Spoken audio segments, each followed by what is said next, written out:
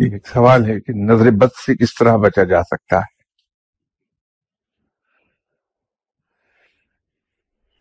میں یہ سمجھتا ہوں کہ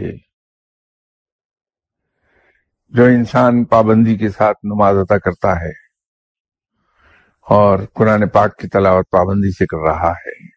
ریگولرلی کرتا ہے پابندی کے ساتھ اور باقاعدگی کے ساتھ، تو نظر بد سے وہ خود بخود ہی بچا رہتا ہے۔ کلام الہی میں اتنی طاقت ہے کہ جادو، تعویذ اور نظر بد، ان کے اثرات سب کو خود بخود ہی دفع کرتا رہتا ہے۔ اگر زیادہ ہی اندیشہ ہے کہ نظر بد ہمیں کھا جائے گی تو چاروں کل پڑھ کے اپنے اوپر دم کر لیجیے۔ اس سے بھی زیادہ خوفزدہ ہیں آپ کی نظر بد بہت ہی بری طرح چمٹے گی آپ کو، تو 11 مرتبہ سورہ اخلاص اور اول و آخر درود شریف پڑھ کے اپنے اوپر دم کر لیجیے۔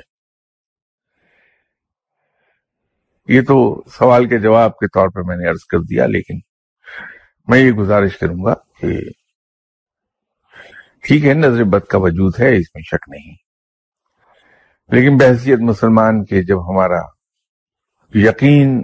اور ایمان پختہ ہے اپنے رب پر کہ وہ قادر مطلق ہے، سب سے زیادہ قوت والا ہے، زبردست ہے، اور یہ بھی ہمیں معلوم ہے کہ ہمارا رب ہمیں ہماری والدہ سے 70 گنا زیادہ پیار کرتا ہے اور ماں سے 70 گنا زیادہ ہماری حفاظت کرتا ہے، تو جس انسان کا محافظ رب ہے اس کو کوئی چیز کیا نقصان پہنچا سکتی ہے؟ تو اپنے رب پر پختہ یقین رکھیے اور